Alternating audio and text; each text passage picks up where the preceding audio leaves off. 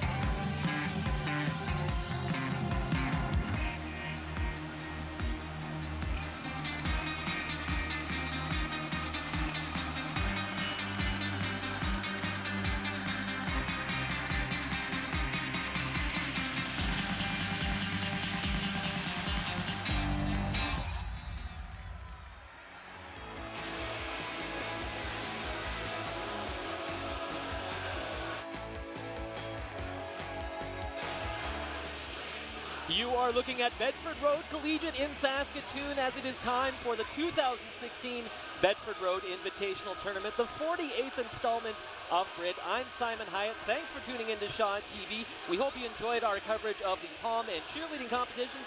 Now time for a double header of basketball coming your way on Shaw TV. Just a couple of hours from now, it will be Garden City out of Winnipeg taking on Archbishop O'Leary out of Edmonton for the title. But first, we've got the bronze medal game.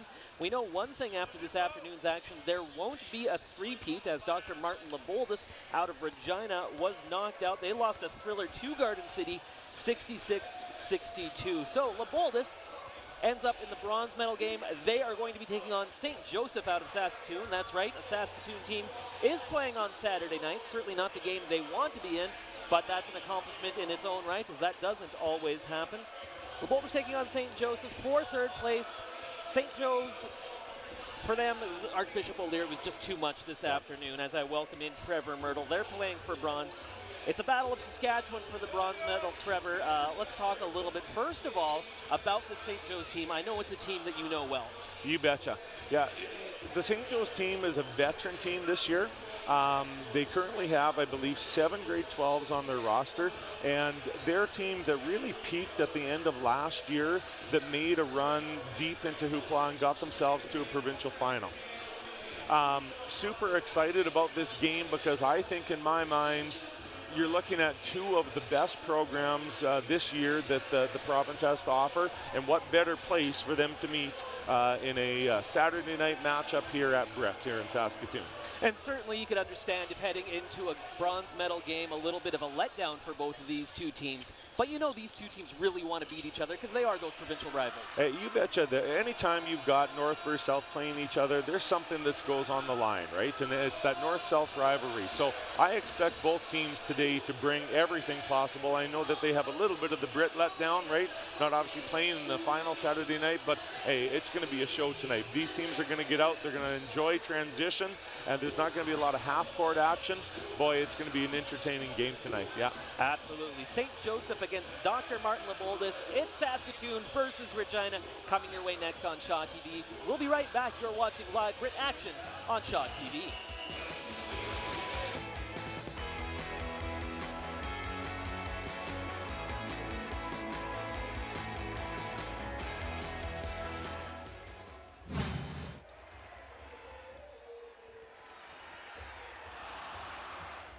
Ever watch TV and said to yourself, I could do that? Well, you can. As part of its community access programming, Shaw TV is looking for volunteer-run, community-produced short segments and shows. Create your own program, your ideas, your vision, on television. Bring us your proposal, sell us on it, and we'll train you and your crew, providing the professional equipment you need to make your ideas reality for free. Everyone is welcome. Get involved in making your own community program. See where it takes you. Levitt Machinery WHL Hockey is live on Shaw. Catch the NHL stars of tomorrow today. Shaw TV is the home to the WHL regular season and the 2016 WHL playoffs. The journey will start with 22 teams and will have all the hits, the saves, and the goals until one team is crowned as Chanel Cup champions. For complete playoff broadcast information, visit shawtv.ca or whl.ca. Hi, I'm Don Taylor here at Levitt Machinery, inviting you to watch Levitt Machinery's WHL on Shaw.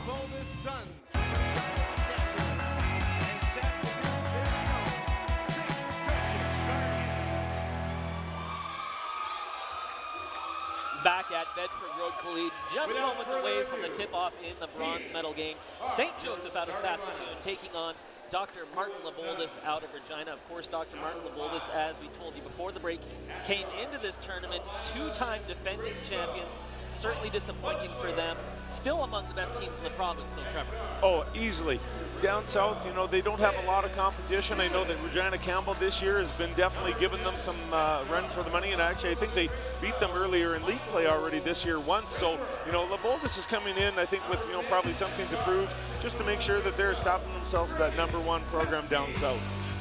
All right, so right now we do have LeBoldus out of Regina being introduced to the crowd here at Bedford Road Invitational Tournament. We'll quickly set their starting lineup for you. Number 5, Mike Munchler. Number 6, Ben Hillis. Number 7, Michael Scraper. Number 10, Braden Kuski. And number 22, Carter Miller. Carter Miller, one of those players, if you saw either our coverage last year or came to some of the BRIT, this is a guy who really made an impression on me last year and in the semifinal this afternoon. Oh, there's no doubt about it, Simon. He's a man-child. He does not look like a high school body, your typical high school body. And he's definitely a talent, and it's going to be a battle between him and St. Joe's number 11, Deshaun Henry. Those two are going to go at it this year, and it's going to be fun to watch. And now it's St. Joseph out of Saskatoon being introduced. It will be St. Joseph wearing the black uniforms, LeBoldus wearing the gray uniforms.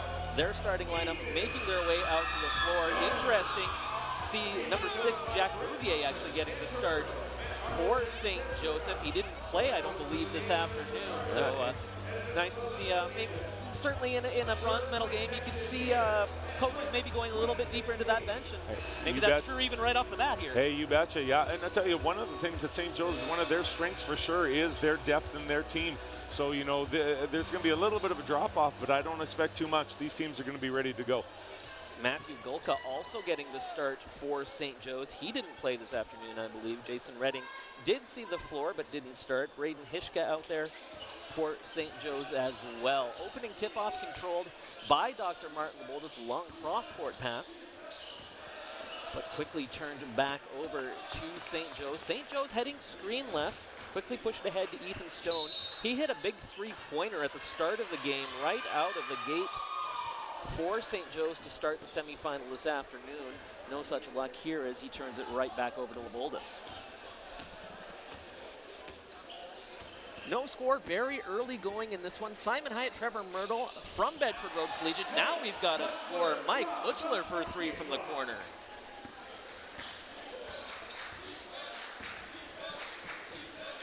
Hishka, now Bouvier.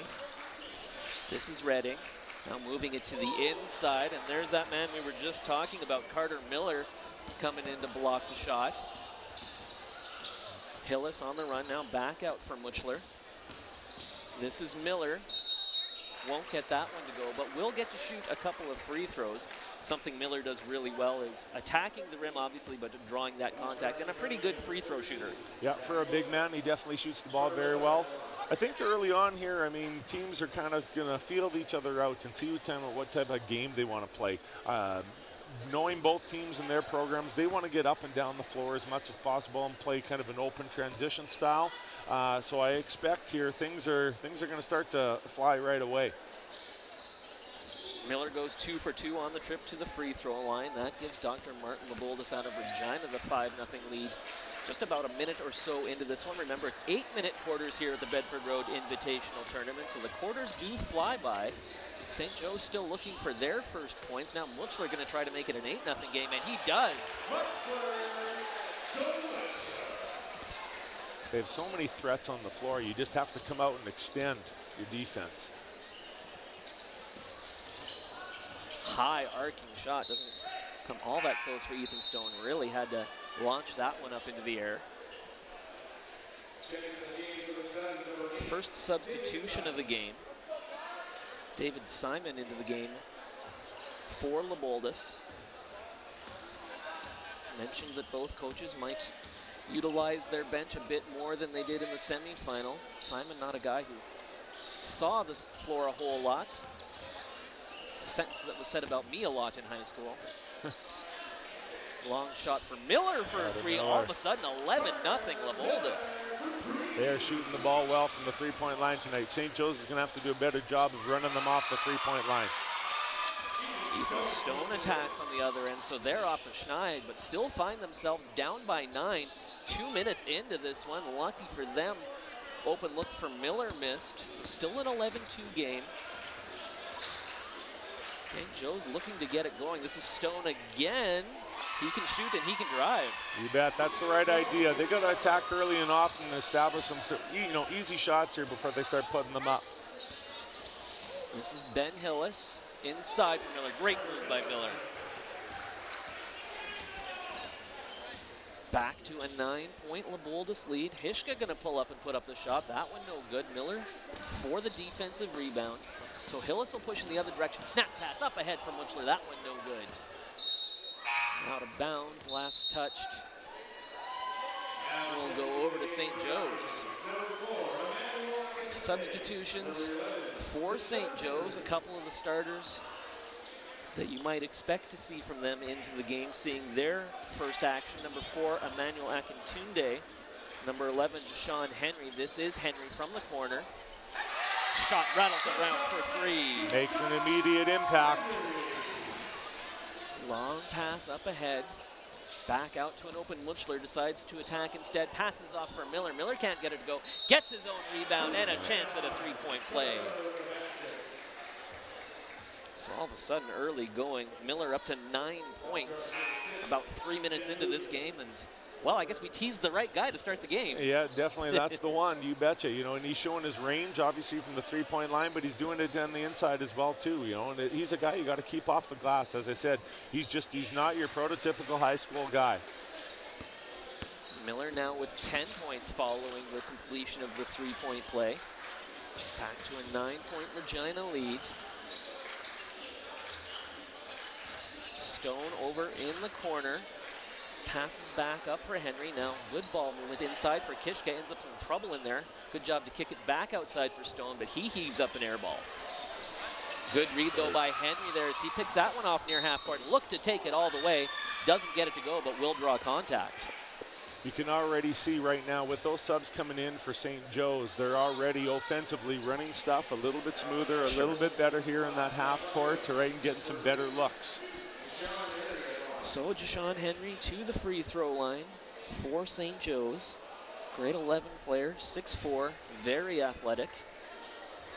One of the best highlights of the entire tournament was a dunk he had yesterday. I was talking to public address announcer Jordy Houghton earlier in the day, and he said he thinks it's maybe the best dunk he's ever seen live and in person. And he's a guy that, like me, works at Husky games. So tells you how good it was. Beautiful one-handed dunk. I was fortunate enough to actually tune in to BRIT's live stream and saw it actually while it was going, but then glad they posted it on their Facebook page as well too. It's making its round in the basketball circle, that's for sure. Hillis lost the ball as he was working his way through, but able to get it back. Gets the basket to drop, but on the other end, St. Joe's gets it to drop. Akintunde's got his first points of the game, as does Ben Hillis for Martin LeBoldus. 18-10 Regina. I think your prediction of the pace picking up also proving to be accurate, Trevor. I think so. Yeah, there's Carter Miller again. Again, got to keep him off the glass. If St. Joe's wants to stay in this game, they're going to have to do something to keep him off that glass. They can't afford those second chance opportunities. Henry snap pass down low for Akintunde. Loses the handle out of bounds. So we'll go back over to LeBoldus.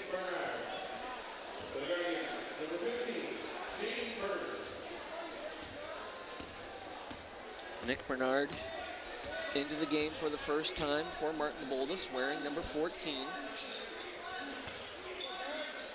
That's him with the ball. This is Muchler far side. Now back up for Kuski. Miller passes on the shot, going to attack and finish with authority. Carter Miller bringing the boom.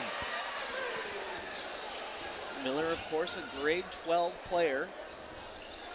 Wouldn't be shocked if Coach Barry Rollick here at the University of Saskatchewan, local coaching legend, maybe has his eye on him coming to the U of S, although I'm guessing the Cougars would probably also have some interest, as would several programs across the country. I was just going to say, I think there's a few schools on his radar, that's for sure. A guy with talent and size like that, that'll play well at the college level. You bet. Mason Durham checks into the game for St. Joe's. On the opposite end of the spectrum in terms of years in high school, as Henry hits for 3. You know, this is a tournament where you often will see teams not even put a grade 10 player on the floor. This is a grade 9 player on the floor, yeah. Mason Durham, and this is a guy I know you know a little bit. Hey, you betcha. You know, and Coach Hoffman is not afraid, I tell you, to put these guys in. He's got them on their team for a reason. You know, these weren't guys who, you know, just made the team to fill out the bench. You know, he's got confidence in all of his players, and he wouldn't be putting them in this situation if he didn't trust them out there.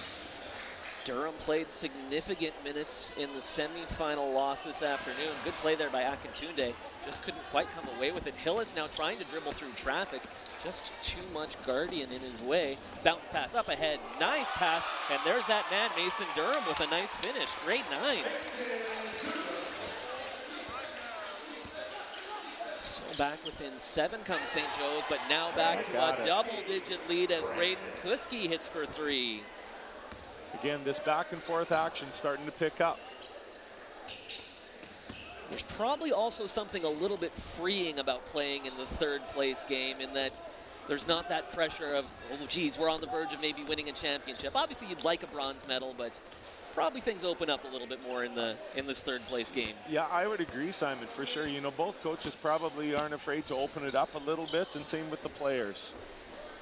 Long shot there from Michael Scraper. That one won't go. So still a 10-point lead for LeBoldus. This is Henry. Calls Akintunde up high for the screen. Now Henry going to try and push his way in, and he'll be called for the offensive foul. Great defense there by number 7 of LeBoldus. Michael Scraper doing a good job to get the position. Another substitution for the Suns.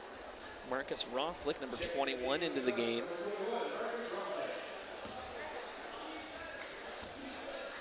That'll send Carter Miller to the bench. What an impact he's had here in the early going. He has 1 less point than St. Joseph does. He has 14, St. Joseph has 15. Long shot for Hillis. That one no good. Now looks like we'll get a foul over the top. Looks like it'll call Nick Bernard for the foul. Expect that rest for Carter Miller to be probably short-lived. I'm assuming he's going to be back at the start of the second quarter, and LeBoldus is going to look to really impose here and increase their lead.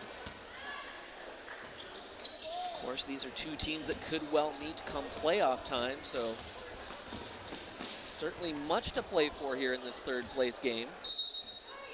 If you can come away with a convincing victory, that'll serve you well down the road. You bet. As it approaches down to hoopla, you know, these teams want to have the opportunity to have played one another, right? So that when it comes to the big game, hey, they know what to expect and are ready to go. Pass kicked out of bounds by Jaden Burns, who's fresh into the game for St. Joe's, so remains with LeBoldus. 1 minute to go, first quarter. Suns by 10 with the ball. Scraper gets it ripped away. Akintunde comes away with it. He's going to look to take it all the way. Nice touch off the glass. Nice finish there. Great defense, getting his hands up, preventing the pass to the post, and finishes with 2 down at the other end. Hillis looking to work his way through. He's a guy who loves to attack. Every now and then it seems like maybe gets a little bit greedy going up against too much traffic and leads to 2 in the other direction for Akintunde. And here comes St. Joe's with the answer right back here. So that'll pull them within 6. Time winds down in the first quarter. Three-point attempt, no good for Scraper. So now St. Joe's can hold for the final shot of the first quarter, down by 6. Henry sets the offense from up high. It's a bit of a screen. He's going to heave it from way outside. That one, no good. And time will expire in the first. 25-19, our score after 8 minutes of play. So we talked, Trevor, about the fact that these teams might come in a little bit down about, you know, having a nice run to start the tournament and then finding themselves in the bronze medal game, but seen some pretty good fast and furious action here. Well, you know what, actually, tell you the truth, it seemed like it actually affected the home team, Saskatoon St. Joe's, a little bit more than it did LeBoldus. They came out of the gun ready to go and jumped out to an early 10-point lead. But, you know, St. Joe's, once they got some guys back in and started actually running an offense a little bit in the half court and getting some great shots, they cut it to 6. It's coming down. It's going to be a great game. Absolutely. Saw Muchler hit that early 3 in the highlight pack here. That's Henry from outside. LeBoldus definitely had the momentum in the early going, but you're absolutely right, Trevor. Great comeback. LeBoldus' first quarter highlighted by that dunk from Carter Miller, and then Akintunde with the athletic play.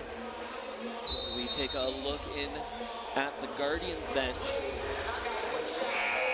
Simon Hyatt, Trevor Myrtle from Bedford Road Collegiate, the bronze medal game. Trevor, want to thank you, as we mentioned, subbing in for our good friend Scott Hawley. You know, we had to keep the Walter Murray theme going. You know, Scott and I are both Walter Murray grads. Exactly. There you we had go. to replace him. We had to get the coach of the Walter Murray Marauders. Hey, and there you go. And I love that Walter Murray connection. We're bleeding blue and gray over here, love it, right? buddy. Love it. Underway, second quarter. LeBoldus starts with the ball. They've got the 6-point lead. Carter Miller back into the game. As he predicted. Long shot, that one no good for Bernard. Another chance. This one off the mark for Kuski. Another chance briefly there for LeBoldus, but instead is now Akintunde on the run. Nice pass for Henry. Henry, though, called for too many steps. Good crowd here at Bedford Road, as you'd expect with a Saskatoon team and a Regina team for that matter. I know LeBoldus certainly brought a strong contingent this year, as they have in the past 2 years, as they won back-to-back BRIT titles. Certainly the Saskatoon crowd, lots of St. Joe's students here cheering on their Guardians, but probably a lot of students from other schools here to cheer against St. Joe's. Yeah, I know. You know what? I think there's just a lot of basketball fans here. there. Yeah, for sure. There he comes. Akintunde! I tell you, he is just so explosive in the open floor. Such an athlete, man. He can make an impact on a game. Listed at just 6 feet tall.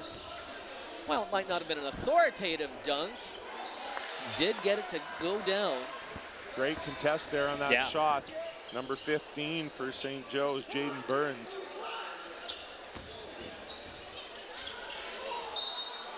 Miller there to strip away the shot attempt by Mason Durham. We'll get a timeout called. So how did these two teams end up here in this third place final? Looking at the St. Joseph Guardians. Beat Father Lacombe out of Calgary. That victory coming yesterday. They were one of the teams that got that first round bye, if you will. Didn't have to play a Thursday game, as it's a 12-team tournament. Beat Father Lacombe out of Calgary 73-60. That sent them to this afternoon's semifinal, where they lost to Archbishop O'Leary out of Edmonton. 61-53 was the final in that one. Although it was a closer game than perhaps that score would indicate. Very close back and forth affair. Archbishop O'Leary just a little too strong at the end as they pulled away late. So a good showing for St. Joe's, as we mentioned off the top. It's certainly not every year that we see a Saskatoon team playing on Saturday night at BRIT, because of the high caliber of talent that comes to this tournament each and every year. Yeah, you betcha. All right, so for a Saskatoon team to be playing right now, right, you know that they're a pretty special team. Coach Bartlett there with the timeout. I don't think he was very happy with his defensive efforts of his squad. So expect a better focus here from LeBoldus coming out. St. Joseph has trailed by double digits in this one. Long shot. That one off the mark. Jams into the side. So still a 4-point game. That shot by Owen Weiss. Another one of those guys who perhaps sees a little bit more bench time. Nice block. That's the second shot he's adjusted down low. Making a bit of an impact already on the game. Jaden Burns coming up with another big block. Now he's got the ball back, picks up the dribble, over for Henry. Deshaun Henry comes up short. So now LeBoldus will look to push in the other direction. Bernard going to slow things down a little bit. St. Joseph's did a good job to get back on defense. This is Braden Kuski up high. 6 minutes to go, first half of action in this third place final. Kuski gonna look to take it all the way himself, gets it to go. Great hesitation, dribble there, move there, froze the defense and saw the lane. Great straight line drive. Kuski now with 5, Akintunde can't get it to go. 6-point lead for LeBoldus. Long shot, nice touch, way outside, Braden Kuski. Durham thinks about the shot, then puts it up. The grade 9 hits from outside for 3. The answer, back right at him. Here we go, it's starting to pick up. Doesn't quite seem to have the mentality of a typical grade 9 player throwing out there in a medal game at BRIT. Yeah. He doesn't seem afraid of anything. No, not at all. Mentioned there's another grade 9er on this team. Oh, big dunk for Henry. He might have the 2 best dunks of the tournament now. Well, you know, Simon, when you just said about the best dunk ever possibly in the tournament, I 100% agree. I think he just outdid that. Wow. Just hoping we can get another look at that one, because that was something special. LeBoldus looked for the quick answer. Can feel the buzz in the air there as Miller and Henry shake hands following that big dunk. Yeah, that was one of the, let's take another look here. Over top of Miller. Wow, what a dunk, and right into Miller's face, and certainly no disrespect intended there by Henry. That is 2 guys that respect one another going hard at it, but what a play. Great look at it there by our crew. Now it's Akintunde on the run. Can't set a 3-point play. And here come the Guardians. I'll tell you, Simon, people, you know, everybody has a BRIT moment, right? You know, that they talk about. I will say anybody in this gym right now could be talking about that play that just happened to Deshaun Henry dunk in 5-10 years. Yeah. That was something. So St. Joe's now within 2 points, the closest they've been since the beginning of the game. 4.5 to go, second quarter. This is Muchler from the corner, comes up short off the top of the backboard. Henry comes down with it. He'll look to push it himself, hands it off for Akintunde. This is Weiss, picks up the dribble back outside for Henry. He'll put up the long 3-pointer. That one no good.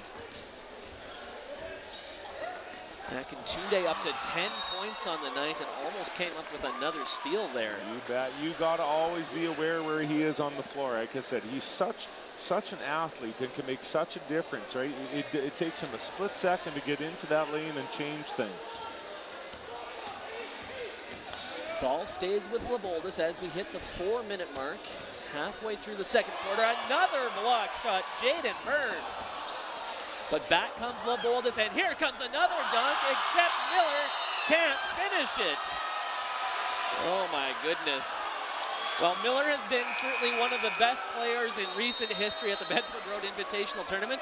The last couple of minutes may be something to forget for him. Yeah. Here we'll have another look, wide open, one he could do in his sleep, and just kind of lost the handle, I think, at the last second. You betcha. I tell you, dunking is a skill. Yeah. You ask anybody, it is a skill that needs to be learned. And hey, he's still a 17-year-old kid, right? So I tell you, that's one he might look back on that he might regret. But I tell you, hey, good for him on to go up and go get it. Yeah. So after those last couple of series, another timeout here for Coach Wade Bartlett. LeBoldus Suns out of Regina. They still lead this one by 2. Although in the early going, it kind of looked like they might pull away a bit. St. Joe's storming back and have been within 2 for the last couple of minutes. Haven't led this game, but I think we're in for a whale of a third-place final here, Trevor. Oh, I think so too. The guy actually, you know, I've been quite impressed with is number 15, Jaden Burns. Yeah. Boy, he has changed 3 shots there at the rim on Carter Miller. Got a couple other guys. You know, he definitely has been a bit of a rim protector, which has allowed Deshaun and Akintunde to get out and run. Pass inside for Henry. Miller comes over to try and help out, but then fouling from behind Braden Kuski. So that'll send the extremely athletic Henry to the free throw line. Looks like perhaps he took a shot to the midsection. The officials will give him a couple of seconds to try and collect himself.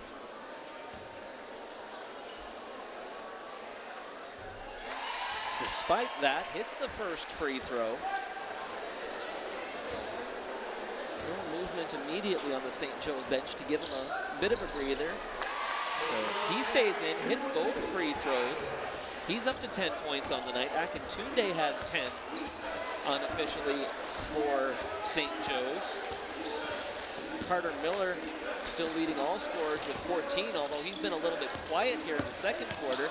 Looking to change that as he attacks and gets it to drop. Good offensive possession there by LeBoldus. Get it down into their strength, down low, and a high percentage shot. So back to a 2-point LeBoldus lead after St. Joe's had tied it on the free throws. Turnover there. Good read by Hillis to come up with it. Ahead for Bernard. Now LeBoldus will work it around. This is Kuski. Gets into traffic, kicks it out for Bernard. Bernard long on the shot. Now it's Akintunde who can go on the run. He's got Hillis one-on-one. Goes off the glass, can't get it to go. Pretty good defense there by Hillis, just kind of shut down any opportunity. Yeah. Regina still leads this battle of Saskatchewan by 2. That one no good. Burns there for the rebound again. Quickly ahead for Akintunde. Ends up in traffic. And we'll get another foul called. It's going to be on the floor, but there's Akintunde again, right? His athleticism and ability to get to the basket.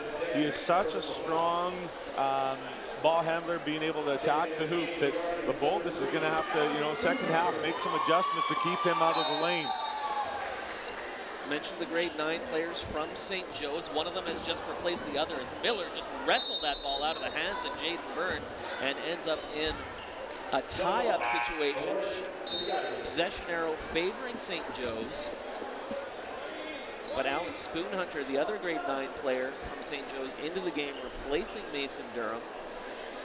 Didn't play a ton in the semifinal this afternoon with Spoonhunter, but I got the impression that perhaps he's maybe a bit of a 3-point specialist. Well, you know, he's got some fresh legs here coming in with for 2 minutes, and he's going to go and work really hard. He is definitely a pretty good stand-up 3-point shooter, so watch for that, you know, to be a bit of an impact on the game here. Big block shot for Carter Miller, shutting down Akintunde. Open look for Mutchler, no good. Skying in to try and grab it with Braden Kuski. LeBoldus keeps it alive. Under 2 to go in the first half. LeBoldus has never trailed, but it's been a 2-point game for much of the second quarter. Nice take, get it to go. Braden Kuski, and a chance at the 3-point play. Great take there to the basket, absorbed the body contact, was still able to finish. Goes to the line here, a possible ability here of extending the lead up to 5, Simon. Second foul of the game on Jaden Burns. Neither team in any foul trouble here late in the second quarter. Just the second foul for St. Joe's, as the 3-point play is completed by Kuski. He's having a nice game. Henry over to Stone. That one no good. Hillis way up to grab the rebound. He'll look to run with it over for Mutchler. Mutchler tries to go up with it, but Akintunde knocks it back.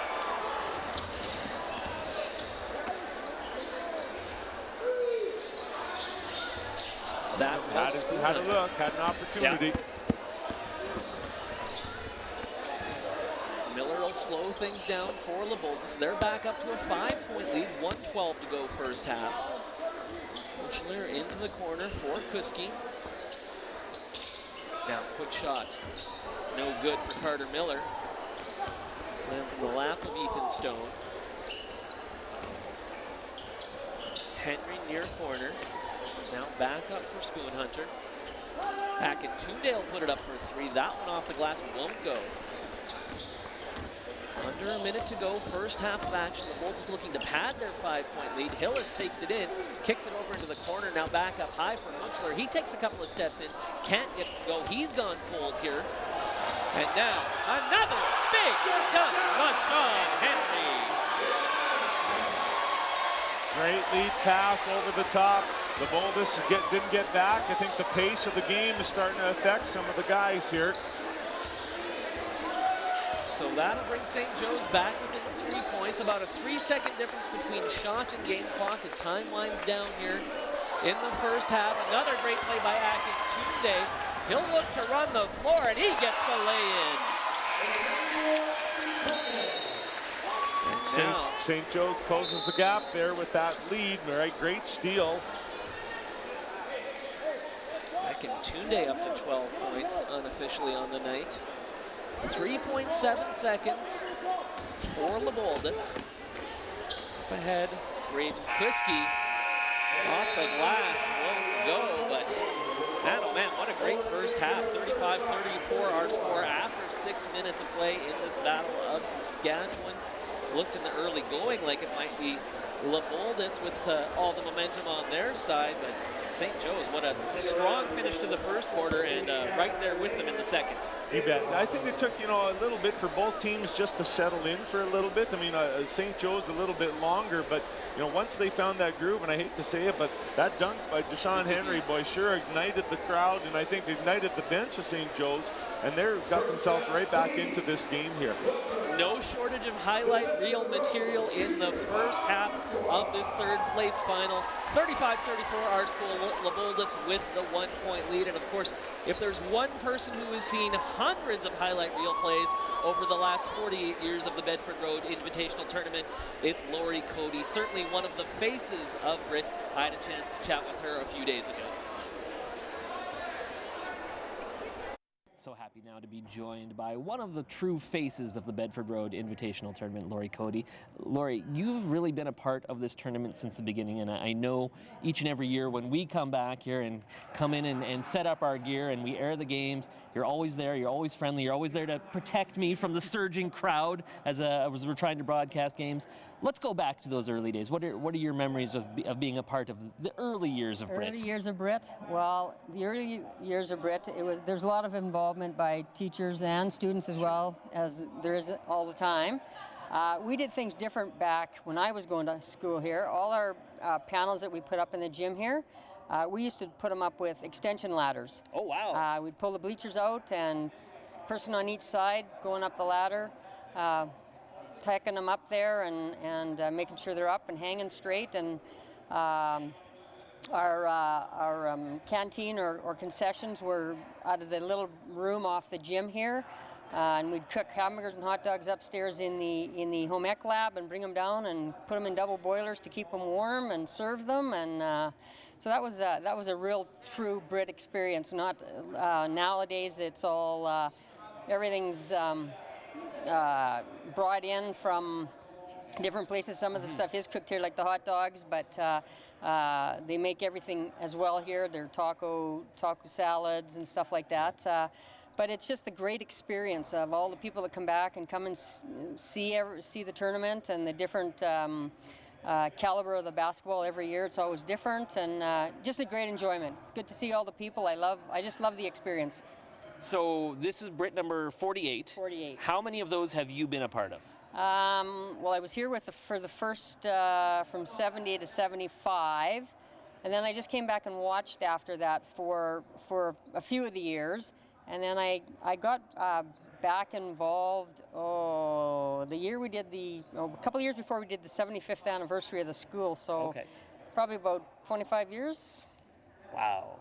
What keeps you coming back year after year? This is, we know when we come here, we're going to see you, Lori. Yeah, it's just the atmosphere, and I love doing it. I love getting involved in it, and as long as they'll have me, I'll keep coming back. And you don't get too tired of Kelly?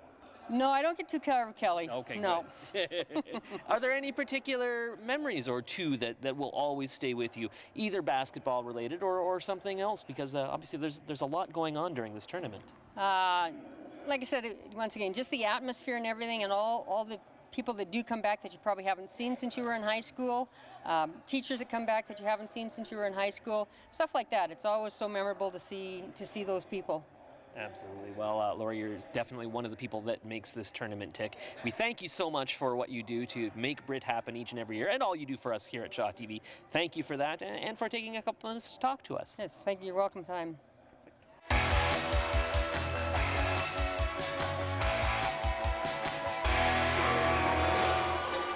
Well, we talked with Lori about some of those memorable moments from the history of the Bedford Road Invitational Tournament. We had one of those in the first half that was so incredible, we want to take another look. This is one of those plays that I feel everyone in this gym is going to remember.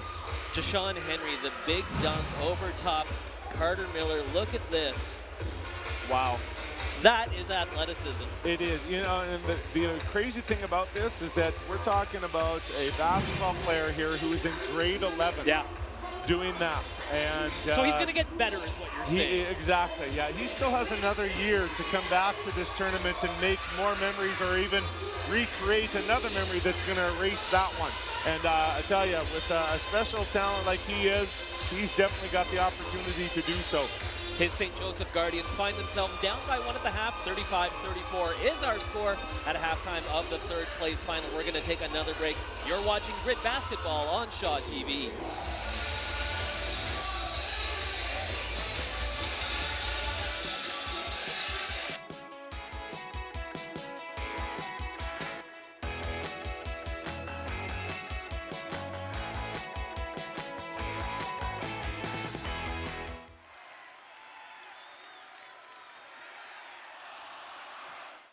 The foundation of my community starts with you and me. More than charity, it's the empathy I feel for the people where I live. Close to home is where the heart is. Where help goes farthest, my foundation helps me start this. Bringing care to those who can't get by or just need to fly. My foundation reaches across the land, showing what we thousands banded together can do, including you. With a way and a will, it all gets built on the foundation. Careful, careful. That champagne cost a fortune. Mr. McDonald, do you plan to bribe the entire delegation? Our methods may differ, Mr. Brown, but our objective is the same. My objective, sir, is honest talk. And mine is to win. Gentlemen, enough. We must convince the Maritimes or there will be no confederation. Aye, George. Today, civil war grips America. How long before they look to our borders again? Separated, the colonies are isolated and weak. But united. Just imagine. To the east, the Atlantic provinces, then Upper and Lower Canada, across the prairies to the Rockies and beyond. A new country made one by a railway from sea to sea. Gentlemen, the time for union is now. I ask you to take the dare. The Charlottetown Conference set Confederation in motion. On July 1st, 1867, Sir John A. Macdonald became Canada's first Prime Minister.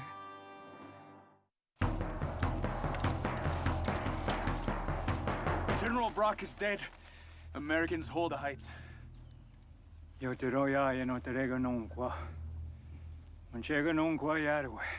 but 100 men.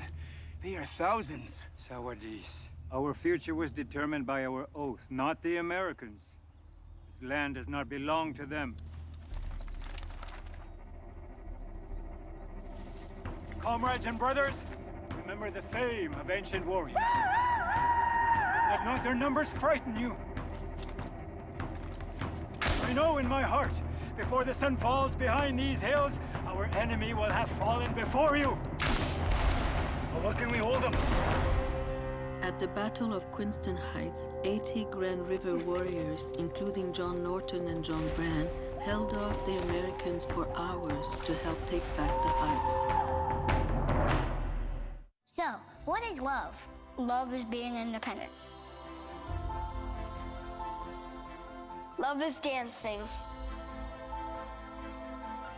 At Shriners Hospital for Children, love is a new smile. At Shriners Hospitals for Children, love is caring for a child regardless of the family's ability to pay. If you know a child that needs help, please call or go online today. Ever watch TV and said to yourself, I could do that? Well, you can. As part of its community access programming, Shaw TV is looking for volunteer-run, community-produced short segments and shows. Create your own program, your ideas, your vision, on television. Bring us your proposal, sell us on it, and we'll train you and your crew, providing the professional equipment you need to make your ideas reality for free. Everyone is welcome. Get involved in making your own community program. See where it takes you. Watch Saskatoon SPCA's Pause for Thought on Shaw TV 10. Find out about the great work happening at the shelter and get informed about pet-related events happening in the city. Each week, the Saskatoon SPCA will give you tips on how to care for your pet and show you some amazing animals in need of a forever home. That's Saskatoon SPCA's Pause for Thought, only on Shaw TV 10.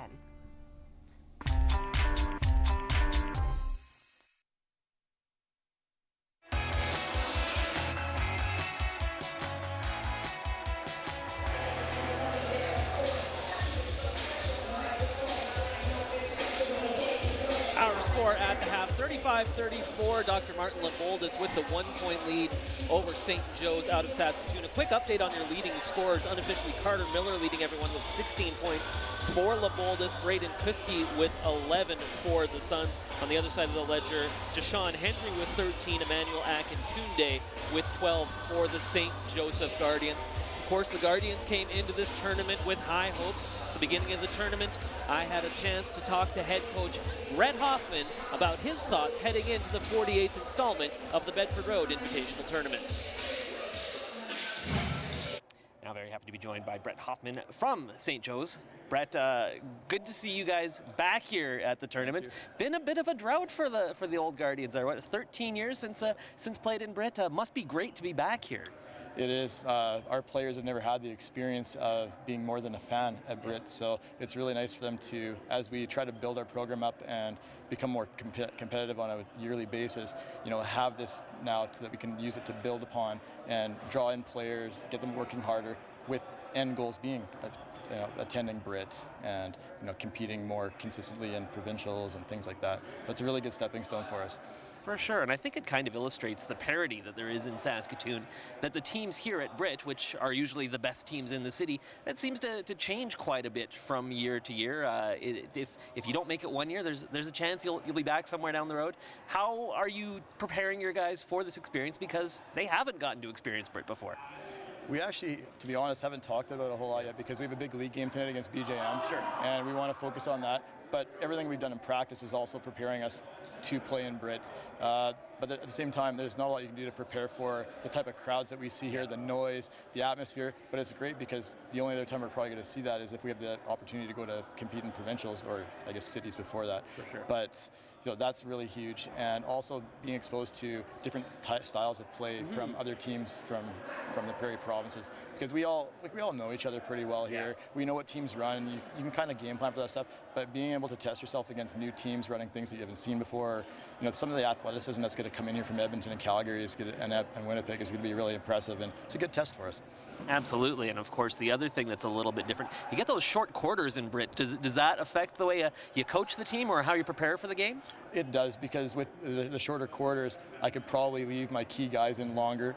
At the same time, it creates issues because for BRIT, you want to be able to play all of your guys, and you're losing 8 minutes a game where you can get your younger guys some more time. So that it can create challenges, but at the same time, it might allow us to stay with our stronger complement of players longer if we end up in really competitive games where we're either down or trying to keep a lead.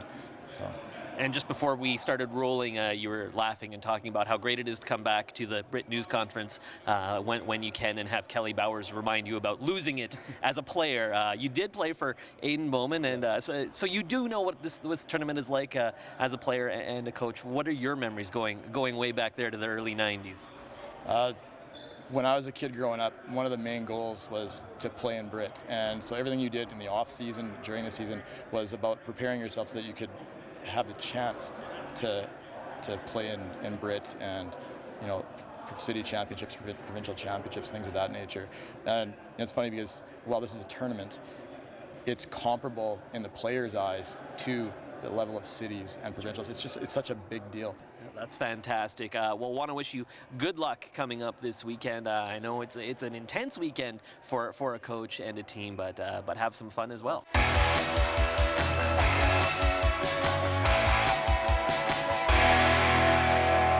I got to go on air here. Back at Bedford Road Collegiate at the half, 35-34 is our score. Take a quick look at some of the highlights. Very exciting, very athletic first half. Trevor. Back and forth game, great there take by Carter Miller on the baseline. The Suns established themselves early, but then back came St. Joe's. All right, got some key guys back into it. Akintunde with a definite force out there, athletic, as I said early on. And then, you know, who can forget, hey, there was, you bet, that put back by him. But the Deshaun Henry might have been a bit of a game changer in terms of getting some momentum going. Absolutely. 35-34 is our score. Time winding down at the half. There's a look at one of 2 3-pointers from Braden Kuski in the game. Another fast break basket here for Emmanuel Akintunde. He's got 12 points on the night. Deshaun Henry, leading scorer for St. Joe's. He's got 13 points. On the other side, as we mentioned before that story, Carter Miller leading all scorers. He's got 16, although a little bit of a quiet second quarter from Carter Miller. You know, he was, you know, as I said, I think the up and down game, all right, you know, Carter's definitely a player who can convince people to go ahead and play that style, but it's going to be interesting here in the second half how it all turns out. Right before the game. So just about ready to tip off here in the third quarter. This Battle of Saskatchewan, one of these teams will walk away with the bronze medal. The other will end up in 4th place. And of course, this is just a prelude to what should be a great championship game coming your way after another 16 minutes of basketball. Of course, that's assuming we don't head to overtime, which is certainly a possibility with these two teams. We'll have Garden City Fighting Gophers out of Winnipeg, Manitoba. Archbishop O'Leary Spartans out of Edmonton, Alberta, battling for the 48th BRIT Championship. Back underway in this one. LeBoldus will start off the third quarter with the ball. Miller kicks the ball out for Muchler. Muchler looking to work his way through, finds the opening, gets it to drop, and a chance at a 3-point play. Nice little set play there. LeBoldus came out and ran out of the halftime, right? Got themselves a high-quality shot there, high percentage shot. Took advantage and have the opportunity here to extend their lead early. So that'll send Mike Muchler to the free throw line. With that last basket, he's up to 8 points on the night. Loose ball eventually, well, I thought it was controlled by St. Joe's, but good play there by Hillis to come away with it. So another chance for LeBoldus. Miller's going to put it up from the corner. That one no good. So now Akintunde tries to push it in the other direction for Stone, but another turnover. And again, the man who's right there in the middle of it is Hillis. Wide open look for Mike Muchler for 3. Turnovers in the open court can definitely kill you. That led to a wide open 3-point attempt there by LeBoldus. So got very close in the late going as Henry has an answer. Nice touch there, although not as dramatic as we'd like from Deshaun Henry. That was relatively routine. It's a 1-point LeBoldus lead coming out of the locker room. Mike Muchler and the Suns on a nice run to start, and now it's Carter Miller with the basket, his first points of the second half. So back to a 6-point LeBoldus lead just underway in the third quarter. This is Akintunde, back out for Stone, now into the corner. That one off the mark. Jordan Burscheid. Haven't seen a lot of him tonight after started the semifinal this afternoon. This is Hillis, turnaround shot, had a pretty good look at it, can't get it to go. Another chance at it, that'll frustrate you as a player. 2 misses, relatively open underneath. It happens to the best of us. Sure. Now Miller with a steal, he'll look to go and hard contact as it's Miller going down. Ethan Stone smashes him and then helps him back up. So that'll send Miller to the free throw line to shoot a pair.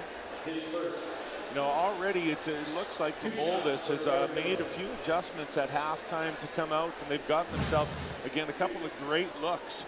A hard foul there, we obviously saw on the free throw. But coming back here, like I said, we've had Hillis in the post, and I know he missed those 2 early ones, but I mean, they're definitely looking at running some things to get themselves higher percentage shots and taking advantage of maybe some other defenders on the floor. I think they're trying to go away from Deshaun and probably Akintunde, who have had major impacts already on the game. So St. Joe's had the momentum heading into the locker room, but so far in the early going third quarter, it's LeBoldus, although Emmanuel Akintunde has something to say about that as he lays it in. So back to a 6-point lead for LeBoldus. Good kick out there. Leads to an open take. Michael Scraper's first points of the game. It's a 3-pointer. Anytime you allow middle penetration and that defense breaks down, you know, you're caught in rotations and you can give up open looks. Akintunde from far corner. That one no good. Kuski comes down with it. Again, open look for a second there from Muchler, but Henry, good job to come out on him. So LeBoldus will rotate it around. Ball knocked out of bounds by St. Joe's. 7 seconds on the shot clock. Guardians will send in a substitution. That's Mason Durham. One of 2 grade 9s on the team checking into the game.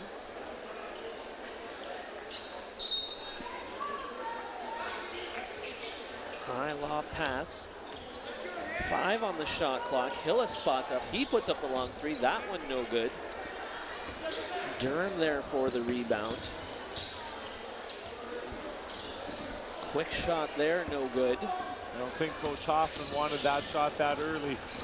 And leads to a 3-on-1 on the other side. Yeah, not a great shot there by Deshaun, which then in turn, like I said, led to that easy transition by LeBoldus.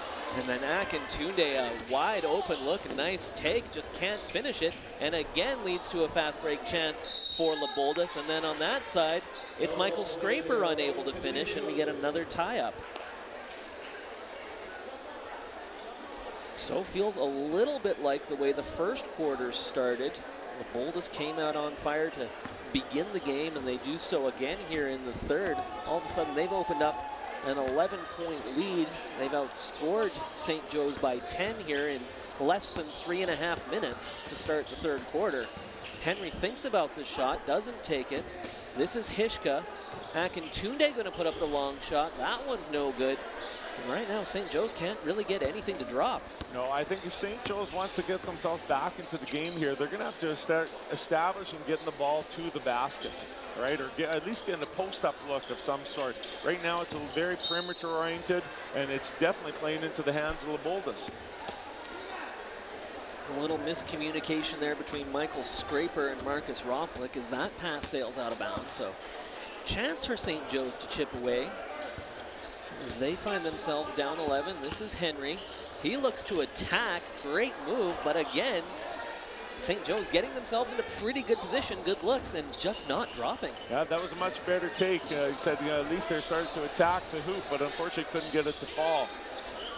LeBoldus getting a few shots at it here. Muchler had a couple of looks.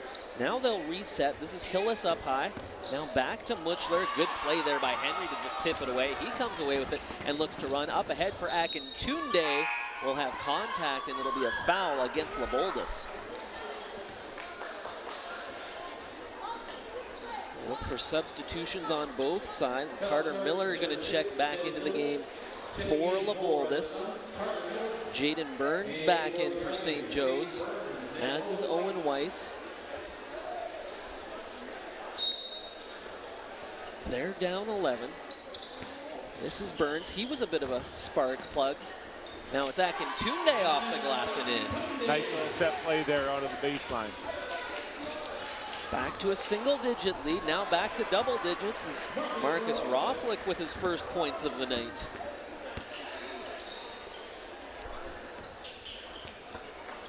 Durham over for Burns. This is Weiss. Durham puts up the three. That one no good. Akintunde skies up to grab it. So another chance for St. Joe's. Akintunde directs traffic. Henry on the far side. Now Burns. 10 on the shot clock. Weiss, little jumper. That one no good. Loose ball. Another chance. It's Burns who comes down with it. He tries to rotate his way through and just did one too many steps in the process. Definitely St. Joe's, I mean, they're getting not bad looks. I mean, they're moving the basketball, making the defense work, but unfortunately, shots just aren't falling right now. They're going to have to rely on their defense here in this remaining 2.5 minutes of the third in order to cut St. Joe or LeBoldus' lead and get themselves back into this game. Miller ends up a little bit out of control. Ball out of bounds, back over to St. Joe's. They're trailing by 11, and mentioned those 8-minute quarters. All of a sudden, there's only 2 minutes and 21 seconds to go here in the third quarter. You can't fall down big in these games at BRIT because the game can just evaporate on you. You bet, yeah.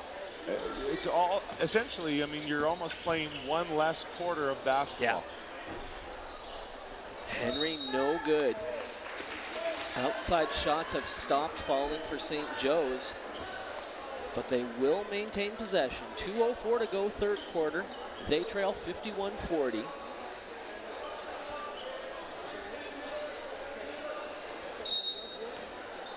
See over there by the inbounds pass. Bradley Clausen in the building. Longtime BRIT co-chair. Good to see him back here at Bedford Road. Little jumper, that one won't go for Jaden Burns. LeBoldus back on the run. Nice take, Braden Kuski. Great take to the hoop. Nice job in transition. Lead of a baker's dozen now for the Suns. Two-time defending BRIT champions. Durham, now Akintunde. Nice move off the glass and in. Akintunde up to 18 points on the night. 6 of those coming here in the third quarter. Working his way in was Braden Kuski. Draws the foul on the way through. To be called on Mason Durham. His first of the game. Third team foul for St. Joseph's here in the third quarter. 1:17 remaining. Pass in for Muchler. He tries to go high off the glass. Looked like there might have been contact. It's Weiss pushing in the other direction for St. Joe's. Gets into trouble. Tries to go up in the air and find Henry, but it's LeBoldus coming away with it. Hillis on the other side. He finds Miller and a chance at a three-point play. Big turn of events there. Again, turning the ball over in transition. Referees, I thought, were letting them play, all right? A little bit of a call down low, right? Yeah. Carter Miller gets it, goes to the free throw line, looks to extend their lead again. We saw that really hard foul by Henry on Miller a few minutes ago, and I think that's kind of what you have to do when it's a Carter Miller smashing his way. You have to hit him hard or he's going to finish it, and it'll be a three-point play. Yeah, if you know, coaches always say, you know, if you're going to foul, you make sure that you foul hard and you don't allow him to get the three-point play. And as you said, you almost need that extra little oomph in order to make sure that Carter Miller's not going to get that. He's such a powerful force for a high school student on the basketball floor. You know, you've got to be very physical and strong with him. Matthew Golka back into the game for St. Joe's for the first time since he started the game. Another chance there. I thought Miller might hit that one, but he will shoot a pair of free throws again.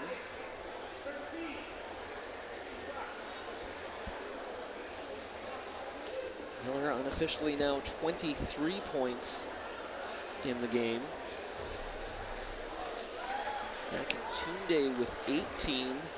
Jashawn Henry, bit of a quiet third quarter, just 2 points here in the second half. He's got 15 points on the night.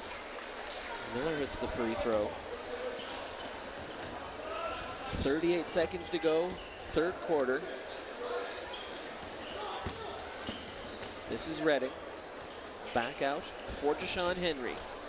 That one off the mark. Golka comes down with it, so another chance for St. Joe's.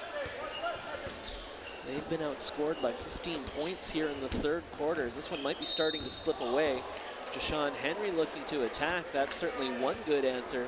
If you're St. Joe's, send him on the inside, because we've seen the magic he can make happen, and now he'll head to the free throw line. You bet. I was just going to say, you know, for St. Joe's, in order to get themselves back in it, they're definitely going to have to either do a couple of things. I mean, number one, pick up their defensive intensity a little bit, right, and start to make some things happen on the defensive end of the floor, which is going to then lead to their transition. Again, St. Joe's is a team that likes to get out and run, and LeBoldus definitely is not afraid of that. But right now, LeBoldus is just having their way at both, you know, all aspects of the game, in the transition, the half court, whatever it is. St. Joe seems to be struggling a little bit to find their way in the half court offensively. Time winding down, third quarter, 5 seconds to go. St. Joe's with a chance to maybe get a few points headed into the fourth, but that will just go as an air ball for Owen Weiss. So it was a 1-point game at the half. It's a 15-point game now. And again, 8-minute quarters at BRIT. I harp on that a lot, but it does make a difference. A 15-point deficit with 8 minutes to play. That's a pretty good mountain for St. Joe's to have to climb here, Trevor. You betcha. It's definitely not something that can't be done. And, you know, and of all teams, you know, St. Joe's definitely has the weapons and the pieces of the puzzle in order to do it. But they're going to have to put in a very special fourth quarter action here in order to get that done. Taking a look at some of the key plays from the third quarter of action. Nice take there by Akintunde. Unfortunately, not enough of those were dropping for St. Joe's here in the third. It did start off a little bit back and forth. Akintunde was making a bit of a presence on the inside. However, the LeBoldus Golden Suns, right, again, with their pressure, right, and making you turn the ball over in the transition game or in half court, leads to some really easy hoops and some 3-on-2 opportunities, right? And it's given them, as you said, all right, a 15-point lead heading into the fourth quarter. You saw the last play there of that highlight pack. Carter Miller, that man again unofficially up to 24 points on the night. If you weren't with us earlier in the game, he did have there's a couple of BRIT legends. Dennis Cornuda and Mr. Cousins. They're all out in full force. Yeah. It's Saturday night. Saw Walt Mudge earlier. Legends of the game here in Saskatoon. Back to start the fourth quarter.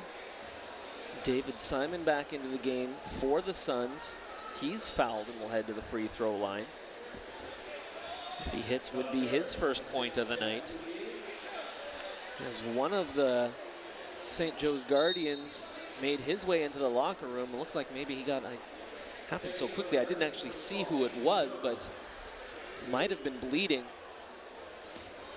So now one of the trainers will head over there and take a look. By process of elimination, I think it might have been Jaden Burns, because I don't see him anywhere. Oh, no, he's there on the end of the bench. Never mind. Somebody else. It's not Jaden Burns. That I can confirm.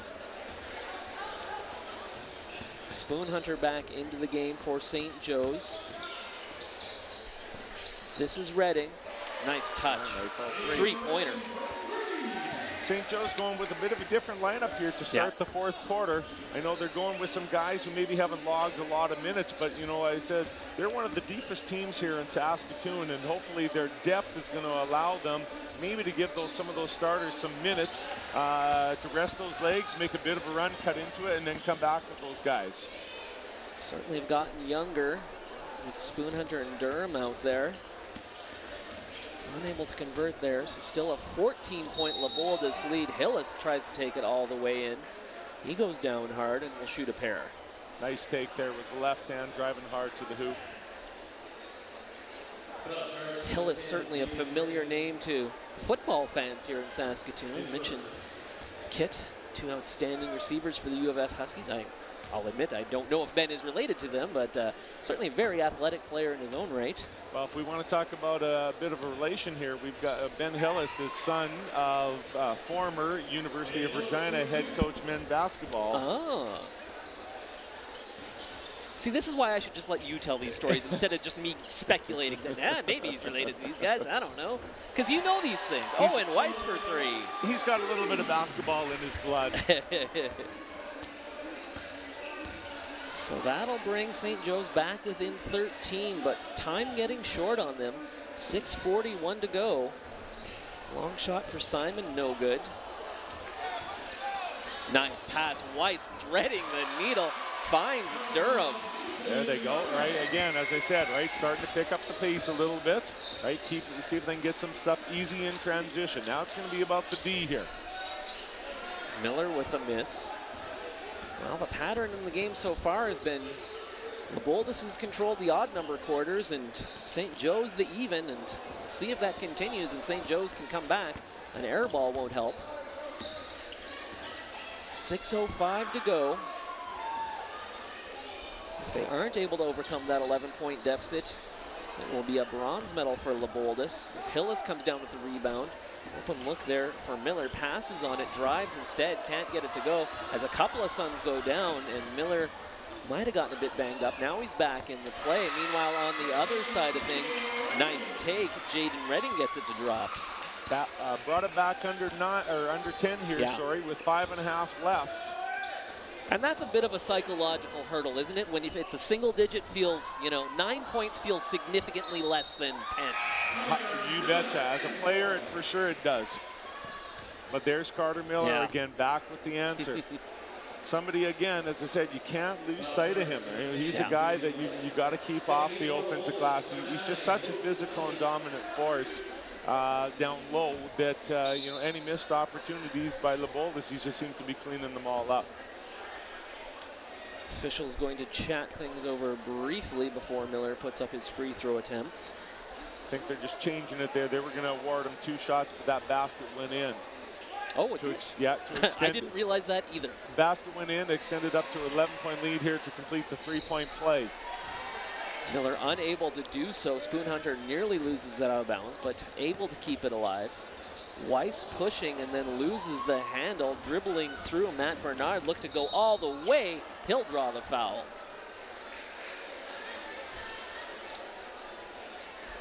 See a couple of players from St. Joe's putting their hands up, not seeing the foul there. Although typically basketball players don't think they ever commit fouls. Never. No, I don't think I've ever met one player who actually has ever agreed. Maybe our cameraman here right in front of us has probably admitted once, but I don't know about that. He's a very honest fella. Yeah. Matt Bernard to the free throw line, looking for his first point of the night. Won't get it as he goes 0 for 2 on that trip. So still an 11-point game. Manageable for St. Joe's if they can get something going. This is Golka, now Weiss. Again, some nice passing, but just unable to grab it. Leads to more fast break action for LeBoldus. Unable to finish it as Moses Onion. But LeBoldus again doing a really good job on the offensive rebounds. Braden Kuski can't get that one to go. I gotta be honest, I kind of feel if I'm LeBoldus, I'd be a little bit upset that they haven't pulled away more because they've had plenty of opportunities here. Hillis makes no mistake. LeBoldus, again, they're just one of those teams that just they really, really, really rely on you to turn the ball over or shoot quickly so that they can get out and run and look to take advantages of those, odd man advantage, 2-on-1, 3-on-2, whatever it may be. And that's how they've kind of extended it here. Now time's going to be a bit of a factor against St. Joe's. Hillis a long three-pointer with a hand in his face. Can't get it to go.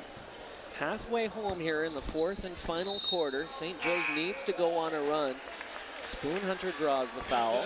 Oh, and I think they gave him the continuation on that one. That one surprised me a little bit. You can argue he was in his steps. That ball, he was going attacking the hoop there. Bit of an NBA call, almost. Substitutions both sides. Michael Hendrickson into the game for the first time tonight for St. Joe's, wearing number 8. Marcus Rothlick back in for LeBoldus. Spoon Hunter unable to complete the 3-point play. So an 11-point game it remains. Hillis, now Onion. Braden Kuski back in for Onion. Nice passing by LeBoldus. Great interior passing. The extra pass there for the open look. Marcus Rothlick gives the Suns back the 13-point lead. Redding. Oh, good spin on that one. Nice take to the hoop. Showed a lot of great body control. Attacked the hoop, got to 2 feet. All right, was able to pump fake and get himself in, and here a chance for the you bet. Jaden Redding, nice 3-point touch play off the action glass. here. Yeah, just hangs on the rim and then drops the right way for St. Joe's. Redding up to 7 points on the night. More importantly, St. Joe's now within 11, now make it 10 as he completes the 3-point play. Substitution for St. Joseph, another guy who hasn't seen the floor, Spencer Thiessen in. He replaces Owen Weiss. Thiessen wearing number 1.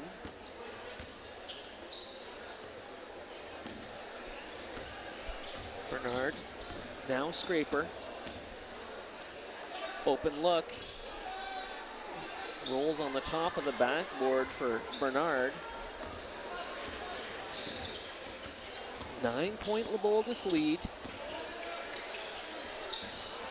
Unable to get that one to go. That was Hendrickson. Leads to the open look there for Onion. Puts up the 3-pointer and draws the contact. Helped him back up there, but that bad foul. You never want to foul a jump shooter. Got to close out under control. I think he ran at him a little bit. He's going to go to the free throw line here and give him a couple of opportunities here. We shooting 2? 2 it is. Is it 2? Okay. Foot was on the line. So that softens the blow a little bit for St. Joe's. Now 11-point deficit for them. 2:47 showing on the clock. It's a team that can score in spurts. Though interestingly, we haven't seen Jashawn Henry on the floor in quite some time, it seems. I'm not sure he actually has played here in the 4th quarter, or if he did, it was very minimal at the start. I think Coach Hoffman has gone to his bench, and he's given again some of those guys with some fresh legs and opportunity. Plus, let's be honest, a BRIT experience for every Saskatoon kid who's ever played basketball is something that they will remember for a lifetime. We heard Brett Hoffman talk about that in my interview with him, the importance of that and the difficulty of managing that priority with the fact that it is 8-minute quarters with so much on the line in a very prestigious high school basketball tournament. This is Jason Redding losing control of the ball. I can see his frustration. Still a 12-point game, 2:06 to go. Now it's LeBoldus going a little bit more into the bench.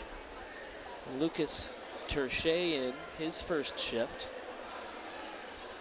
Wearing number 13. He overplays Hillis. Hillis goes out, yeah. Also in Ivan Santos. He's got the ball, number 4 for LeBoldus. So both coaches going deep into the bench. It's become a very high-scoring game by BRIT standards, 70-58. Yeah, for those shortened games to put up 70 points here, they definitely, like I said, they're not afraid to put them up. This is Jaden Burns. He draws contact and will head to the free throw line. Burns a strong defensive game. A couple of big block shots and a couple more disruptions. That helped St. Joe's come back there in the 2nd quarter. Yeah, early on, he definitely was a force down low and helped St. Joe's again contain, I think, Carter Miller and some of those other guys off the offensive glass. He had himself a pretty good game.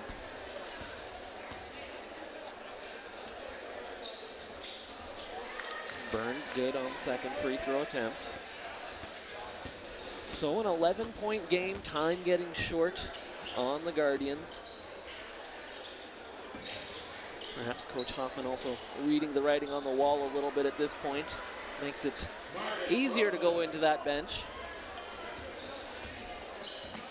Marcus Rothlick there with the basket for LeBoldus. That makes it a 13-point game. This is Burns, now back out. Long shot for Spoonhunter. No good, tipped out of bounds, last touched by LeBoldus. 1:09 to go. Reminder, this is just game 1 of 2 tonight. Championship game coming your way. Shortly after this one wraps up, the Garden City Fighting Gophers out of Winnipeg taking on Archbishop O'Leary Spartans out of Edmonton for the championship. Good battle on the inside there by Jaden Burns, fighting for all he's worth. Gotcha. Yeah, hey, 50 seconds left here in a BRIT third place game.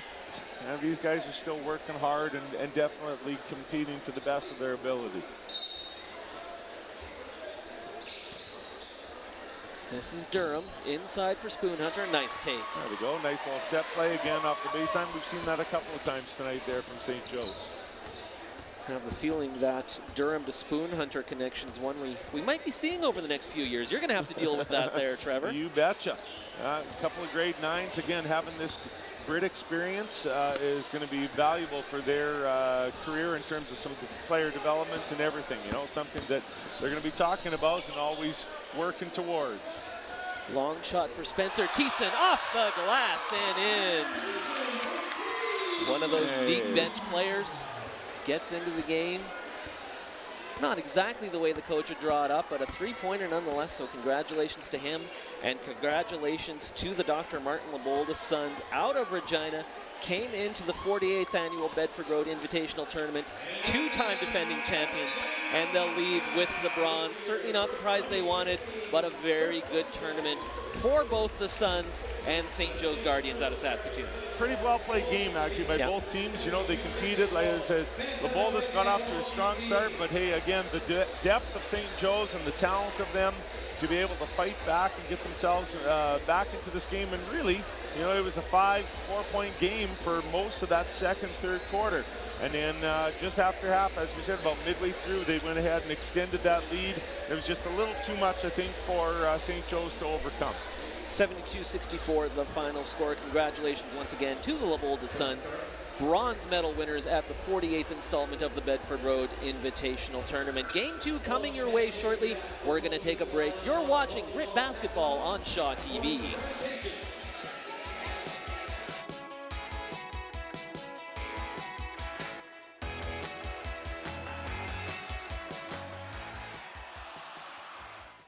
The foundation of my community starts with you and me.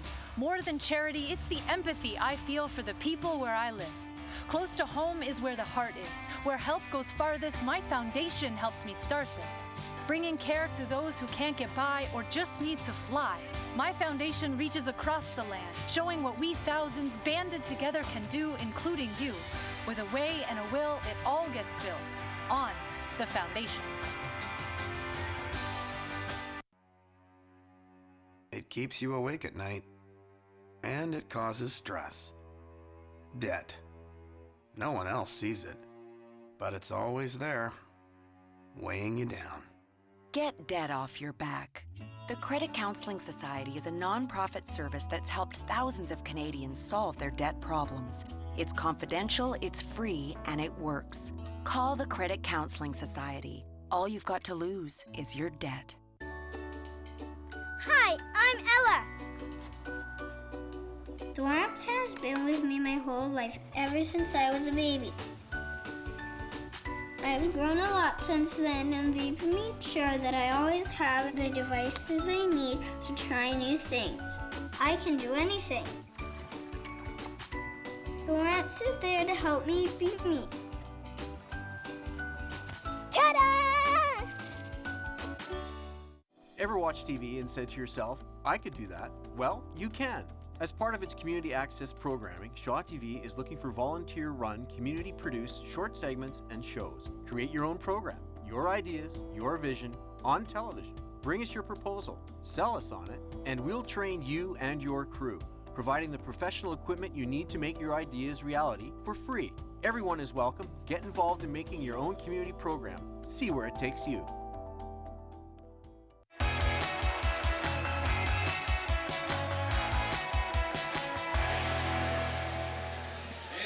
72-64, the final in our third place game here at the 48th installment of the Bedford Road Invitational Tournament. Dr. Martin LeBoldus' sons out of Regina claiming third place. Congratulations to them as they leave with the hardware. And St. Joe's, of course, continuing their very strong season in city play. They'll end up in fourth. Quick look at your unofficial leading scorers in the game. Carter Miller, 26 points for the Suns. Braden Kuski, actually a very strong game, 15 points for him. Over on the St. Joe's side of the ledger, Emmanuel Akintunde, 18 points in the game.